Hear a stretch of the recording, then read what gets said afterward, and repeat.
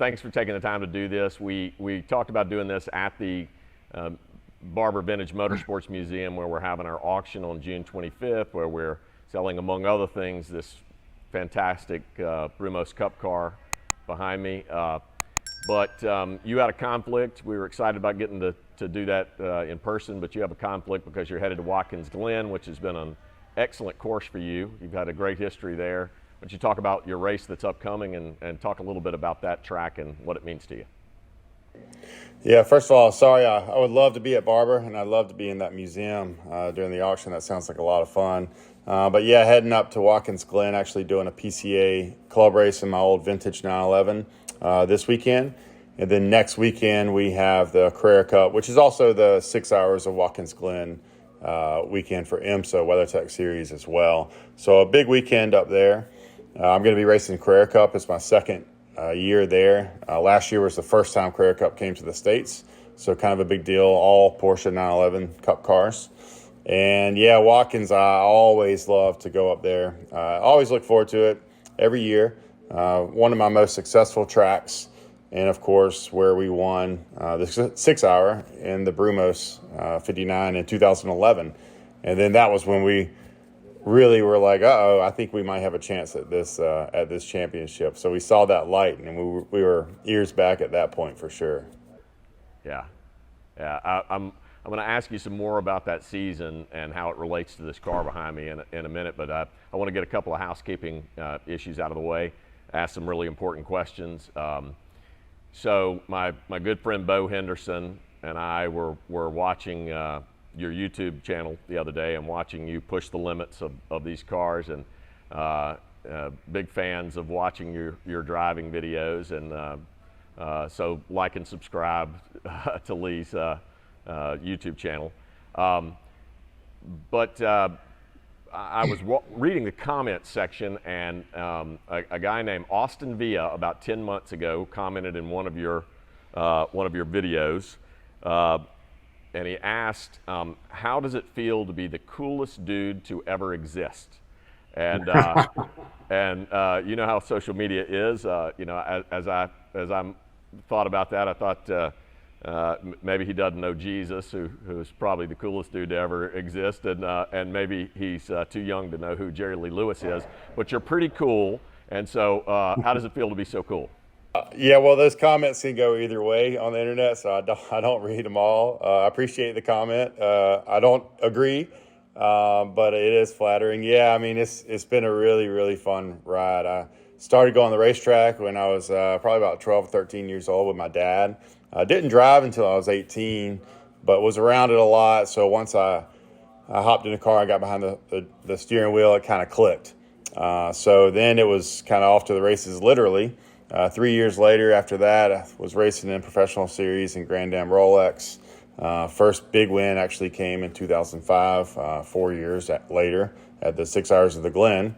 And then I was off to Le Mans, on the podium at Le Mans, on the podium at 24 hours of Nürburgring. And then racing for teams like Alex Job Racing and, of course, Brumos Porsche, which with the history there, I mean, when we'd ride down to Daytona 24 from Georgia when I was a kid to go to watch the race. My dad and I in his older 80s 911, and we'd stop by Jacksonville and look through the window on the way down of Brumos, of the dealership every time. It was kind of like a tradition. So, yeah, it's been a pretty awesome ride. Still racing, like I said, in Carrera Cup now, so it's still going.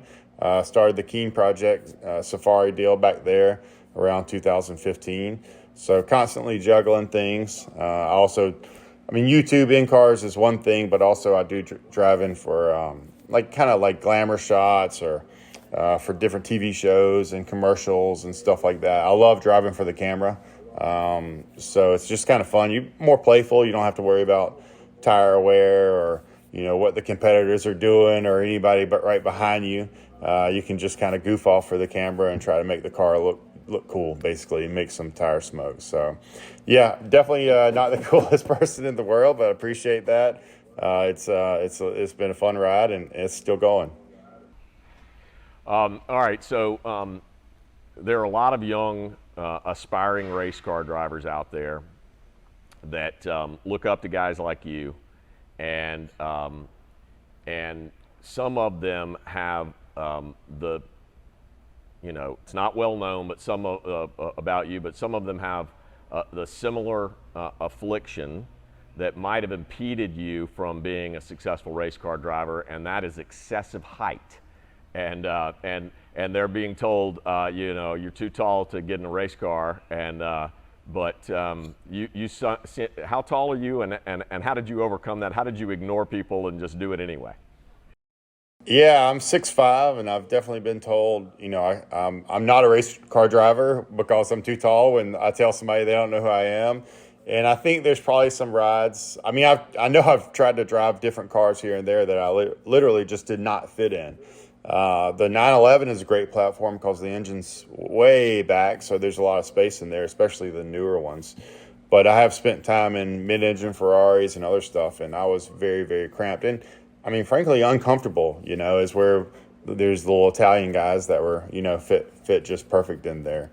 But when I was really at kind of like the peak of my career, there was a guy named Jörg Bergmeister that was a Porsche factory driver, a German guy, and he was 6'3.5" or 6'4". So Porsche was really focused on making sure there's enough room for everybody because they had a really tall factory driver. So, yeah, it's tough. I think kids get taller and taller these days, too. Everybody just seems to get taller and taller. But, I'll squeeze in any car. If I can reach the pedals and turn the steering wheel, without my elbows hitting anything and restricting that, I'll find a way to drive it and try to drive it fast, basically. I watched a video of you doing a driver change, and I could see your squeezing knees in and things like that. And I'm tall. I'm not as tall as you are, and I'm tall, neither of us will ever fit in a Formula One car. Yeah, I like a roof, anyways. But Dan Davis, the owner of Brumos, when I was racing Brumos, I'd get out the car after a good stint, and I was kind of waiting to see what he would say. Good job, or that was a great stint, or you were really fast. And he would always say, man, I just can't believe when you get in that car, you're so tall, you can ball up and then get in it. When you get out, I don't know how you get in and out of it so fast being so tall. So I would just take it, that's normal. That's normally what he'd tell me, though. Yeah. So you've raced Laguna Seca and Sebring and Daytona and Le Mans, but I want to ask you about one track, and that's because we mentioned it earlier. This auction's at Barber Motorsports, and I have been told by other drivers. I've never driven that track. I've watched many a race there, but I've never driven that track. I've been told that A, it's like a roller coaster, and B, there are, of course, giant ants and spiders and gorillas and things like that jumping out at you as you turn bends and come over rises and things like that. What's it like to drive the Barber circuit? Well, I mean, just going through the gates, Mr. Barber, he's living the dream. Some people may have a nice garage or something like that, or a nice backyard. I mean, he built his own racetrack. It's definitely one of the nicest racetracks in the world, and I love what he's done. And I've been going there since it was pretty much a brand new track, so he was still evolving it. So he built it, and now the main museum building is bigger now, and he adds things throughout the track. So I was there before the ants were there and before the spider was there. So you show up the next year, and then there's a giant, metal spider. And then there's ants carrying a motorcycle, carrying, dummies, human beings. So it's a cool place. Driving it, it was originally kind of built for motorcycles and, of course, cars too. A lot of tracks we run on, like Le Mans and I would say probably Watkins Glen, those tracks were really focused on cars. So it's tight. If you drive in a car, it gets a little tight in a fun way, and you want to have a lot of grip. So you need a lot of grip. If you got a lot of grip, that place is so much fun.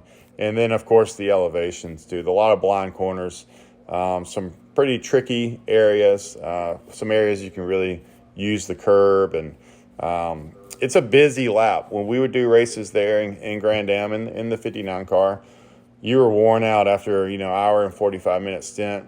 Sometimes we do them during the summertime.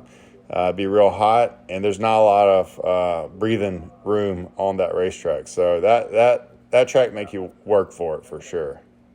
It challenge. I would imagine it challenge your technical driving. There's limited places to pass and overtake, and I would imagine it's testing you all the time. So I am. We have a mutual friend, Jay Pellegrini, and I'm here at Pellegrini Performance Group, where I've hijacked his garage. You're obviously in your garage in Georgia, and I've hijacked his garage, and we're sitting in front of the Brumos Cup car. Jay is, as you know, his team, makes fast things go faster, and they've got great tuners and just a really great team. Ben Hosevar is a master tuner here, and I work a lot with him on things, and so he's in fact, this place where I am, Lee, is in my hometown. So I live here, Oh, nice. right near here in Madisonville, Louisiana, which is a wonderful town. You can come and bring your car here to Jay, but you cannot move here because we're trying to keep it a secret. We don't want any more people moving to Madisonville. It's lovely to visit, but please move on when you come. You have to beep out the town name whenever on the recording. Yeah. And also, if you come to bring your car to Jay, you've got to get in line behind mine because I'm on the calendar a couple months out for an international scout project, and so you got to make sure he. Yeah. I've got a '66 International Scout that we're going to do a resto mod on and turn to a Cummins diesel and have a lot of fun with that. So he does all kinds of cool things here. Talk to me a little bit about the Keen project, and tell me about that. I'm just absolutely fascinated by it. I want to be way down on your list. I know your list is long right now of people that are waiting for cars, but talk to me a little bit about that and how that evolved and the cool things that you're doing there. Yeah, I'll give you the shortest version possible because I can talk about that for a long time. Basically, I just kind of took my experience in all kinds of different Porsches.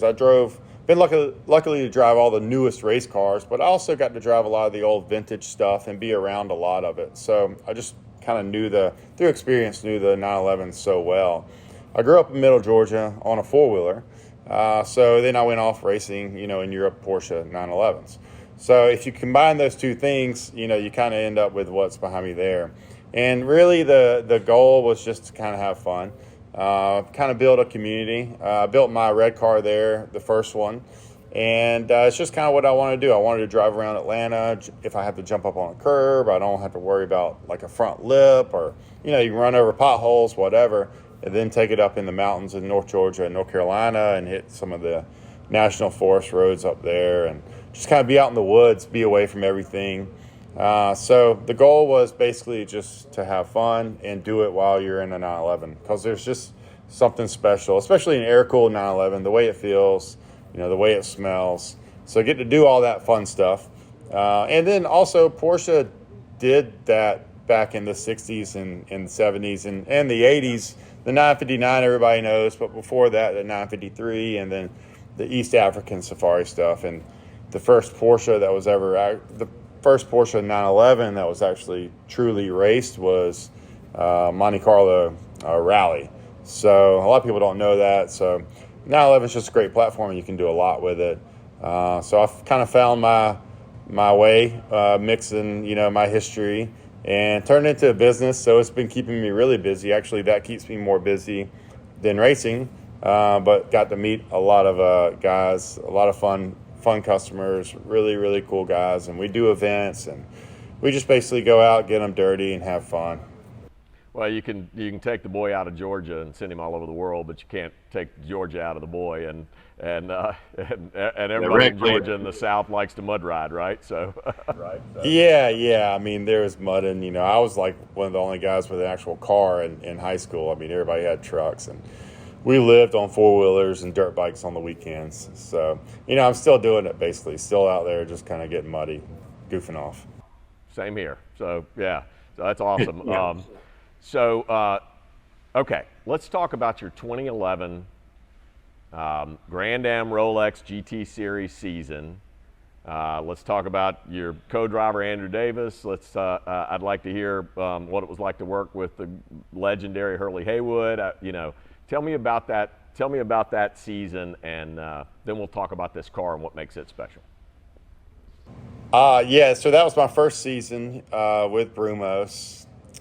I had been racing against Andrew. I won the championship, GT Rolex Championship in GT as well in 2009. And Andrew had been in the other competitive car that was always winning races and always. So I had been racing wheel to wheel, and we've been running into each other. And he lives down the road in Athens, so we knew of each other, but we never really got to become friends until we were co-drivers. And I had raced the year before in a Mazda, and most of my career was in a Porsche, but then I went to a Mazda in 2010 with Dempsey Racing, and I had a great deal for the next year with Dempsey. But there was a little birdie or something, a rumor or whatever that Brumos was going to be going from the prototypes back to GTs.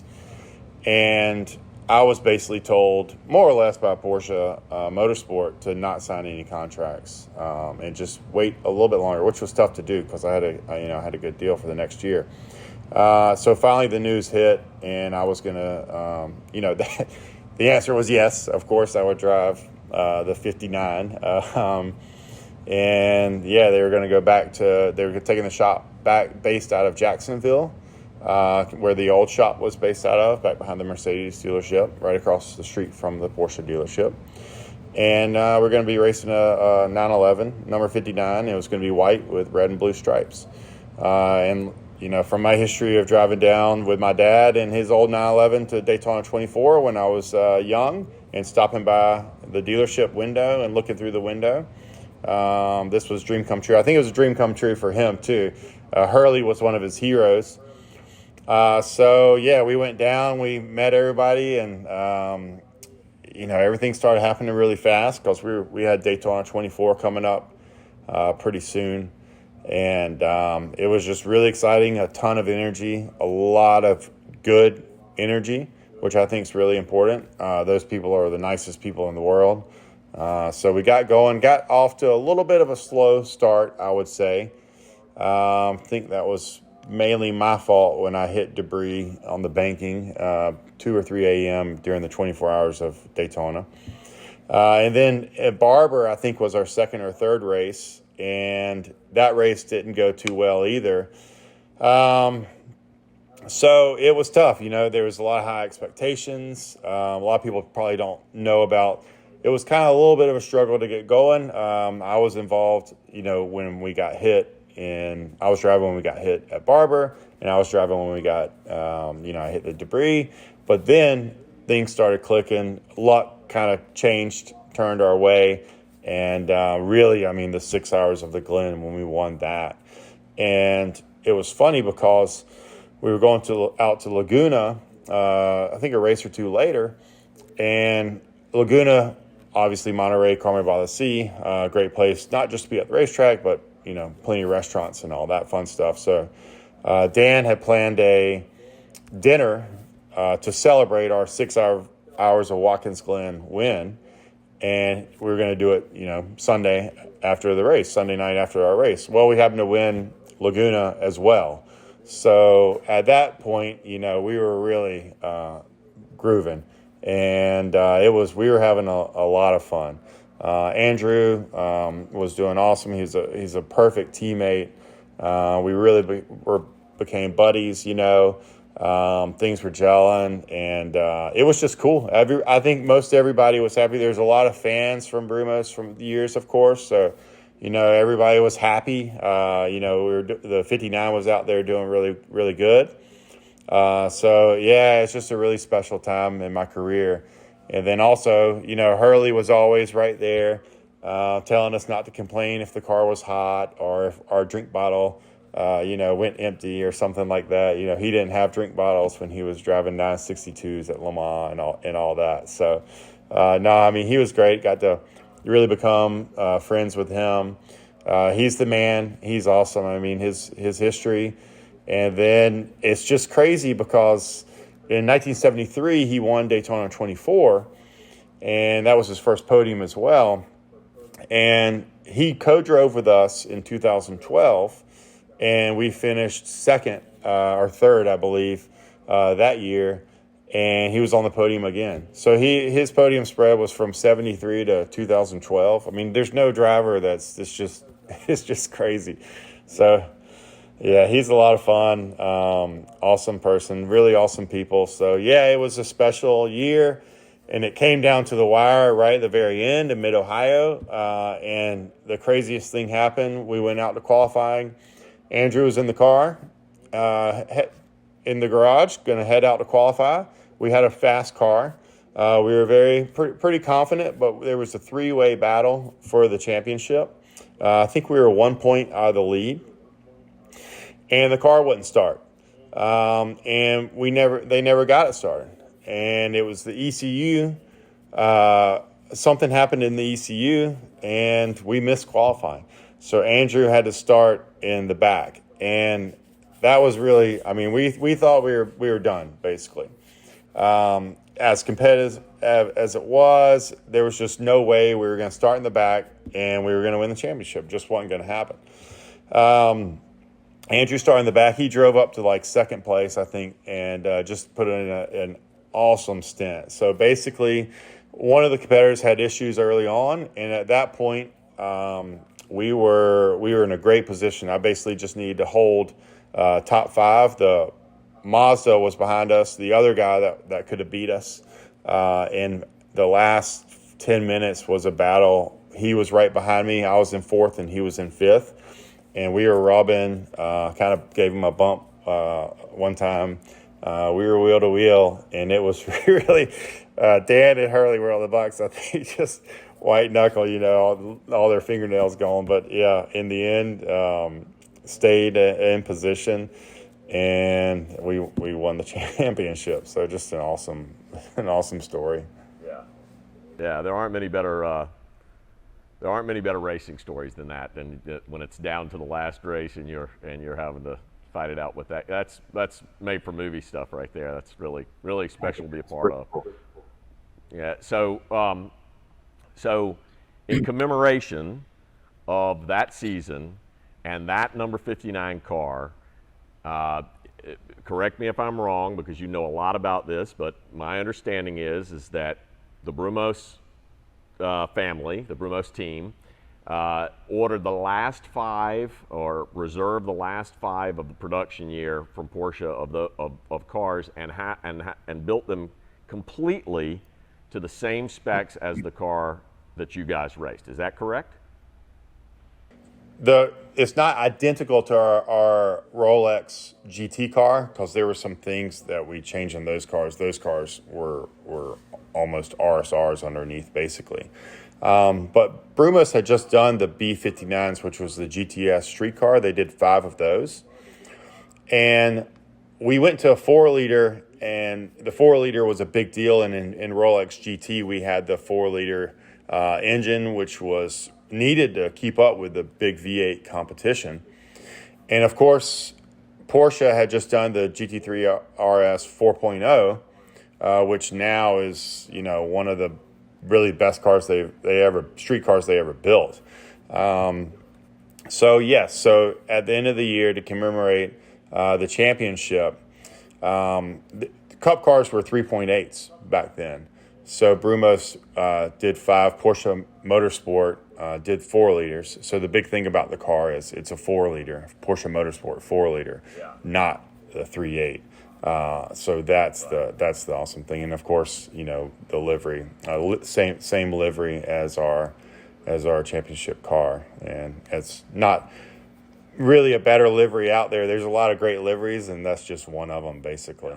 So performance-wise, the Cup car just being really narrow, slick through the air, and then having that big motor back there is just really fast on the straights. And then all that mid-range torque really helped get out of the corners. So the 4-liter was a huge thing in the racing. And then to basically have it in that car is cool. That's a Mesker engine's just one of the best flat sixes. I mean, just unbelievable engine, and 4-liter. That's the sweet one, basically, the 4-liter Mesker in the back of a race car. That's what you want, basically. So it's pretty cool. Right. And so, the racing livery is spectacular, and it even has your name over there above the driver's door, along with your co-driver and Andy Davis's and Andrew Davis's and Hurley Haywood's names across that. Yeah. So there are 5 of these that are built. This is one of 5. Okay. They are sold at that time. One of which is Jerry Seinfeld buys. I don't think he has it anymore. I think he sold it sometime later, but sold it at auction. Interestingly, with a competitor. And you guys have one. You have one, right? One of the 5. Yes. Here's one, right? There's one that's been raced pretty hard and has been in the wall a little bit and had to have some repairs and things like that. But this one behind us is a 30-hour, pristine car that's really only done a little bit of amateur racing and is in tip-top shape. And yours, I assume, do you track yours? Do y'all? No, we haven't really done a whole lot with mine. We were lucky to have the opportunity because I was one of the drivers of the car, so we jumped on that. And of course, the secret was that Seinfeld bought one as well. We did an event down in Jacksonville at the shop. I still remember it really well. Everybody came. They had all the cars lined up, so we kind of did a tour through the museum, and we had our 2011 car in there, and then opened the door, and they had all 5 lined up, and Porsche was there, and it was just a really cool deal. Everybody was really happy. I mean, obviously, I've been staring at the car behind you this whole time. It's just a gorgeous car. So yeah, it was a really, really cool deal. Really special. I think with the history of Brumos dating back so long, every time these stripes are put on, and Brumos runs something, it's just a special deal. So yeah, that was a big day. And the cars are just really, really cool. I'll have people, they'll see one, and I'll always get like a message on Instagram or a text message, or somebody will see me and they'll be like, "Hey, I saw one of the 59 cars, a couple of months ago," and you kind of know where they are. It's just, I think it's just a cool, special car. Yeah, and it's a pretty rare thing. You guys are holding on to yours, and pretty much everybody holds on to them. It's a pretty rare thing to have an opportunity to buy one. That's a special opportunity for sure, and we're really excited to be representing it, of course, and offering it at auction. I'll just say, as far as American motorsport history or American sports car history, Brumos is really a staple name with Penske and all these huge names because they've been around so long. So it's really just a really special piece of American sports car history, really. Look, I really want to thank you. I know that you and your lovely wife and your, I don't know if your dog's lovely or not, but your gypsy crew of traveling Pepperoni, your dog Pepperoni, are getting ready to go to Watkins Glen. I want to wish you a lot of luck at that race. Be safe. Come home in one piece and go get them. And excited to see you in person next time. I'm sorry we couldn't do this in person, but I really appreciate you taking the time. I know you're ready to get on the road and head up to Watkins Glen, and just love your garage, man. It's just really cool. You say it's at the bottom of a church. Yeah, we renovated an old church built in the early '60s in Upper West Side Atlanta, and we turned the basement obviously into car storage or whatever you want to call it. So It's a short trip to go tinker on the toys. And yeah, for sure. Thanks. It's been fun. I wish I could be there at Barber. I've enjoyed this. I've been getting to look at that pretty car behind you the whole time. So I've been looking at it more than I was looking at you. Sorry about that, but it's pretty cool. That's all right. That's all right. Look, be safe. Be safe in your travels and go fast, man. All right. Thank you very much.